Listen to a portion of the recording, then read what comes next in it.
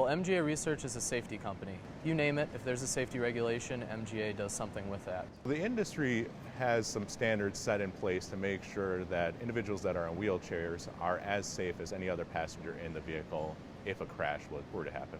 So specialty fasteners and tie downs are used in these vehicles for special needs to make sure that in the case of a crash event, that person would be safe.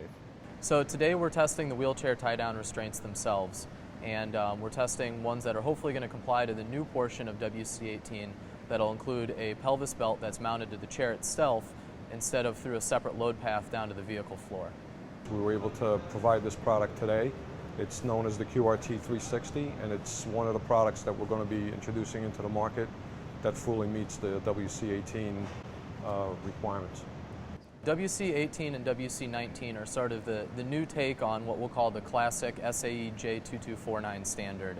SAE J2249 had been around for a long time, and a group called RESNA decided that they were going to go through and sort of take it, modify it a little bit, make it a little bit more practical, and recreate it for not just the wheelchair tie-downs, but actually the wheelchair anchorages themselves.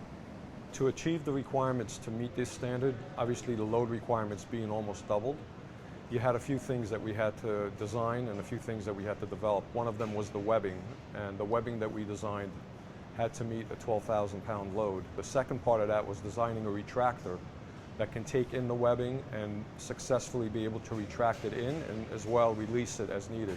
Well, in WC18 and 19, what we're really looking to do is we're looking to test a specific item. So with WC18, we're just testing the wheelchair tie-downs. And what that means is we want everything else in the test to be significantly stronger than the item that we're testing. We want it to be what's called infinitely rigid, and that gives us a worst-case scenario on the item to be tested. So we have a rigid wheelchair and we have rigid anchor points all around the vehicle. In order to pass the test, after the test, you have to be able to see the unit once it goes through the 30 mile an hour 20G force. At the end, you have to be able to go back to it and notice that nothing has detached. The wheelchair has to be in upright position. The ADT still has to be seated and in upright position. And as well, you have to be able to disengage all the anchorages without the use of tools. The WC19 wheelchair is going to be a brand new thing. You're going to see them in passenger vans that are usually retrofitted for mobility products, but you'll also see them on public transportation like buses and trains.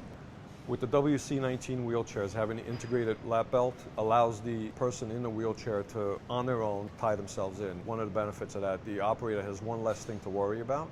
All he needs to do is anchor the tie downs right to the wheelchair and hook the shoulder belt to the occupant lap belt. The occupant is completely secured. Well, that's a lot of what we do. You know, there's what we call minimum performance standards, but a lot of companies choose to do what they call do care testing, go above and beyond. Definitely OEMs and manufacturers should look at the new recommendations as well as their suppliers. You want to always be ahead of the ball. With these new standards that do come out, they're only meant to help improve the way that these tests are being performed. So to avoid them and not pay attention to them would not be wise. We tested the QRT-360. We performed 2 complete tests, the first being with the lap belt anchored to the floor, and the second one being with the anchored to the wheelchair itself, and in both cases we passed the two tests.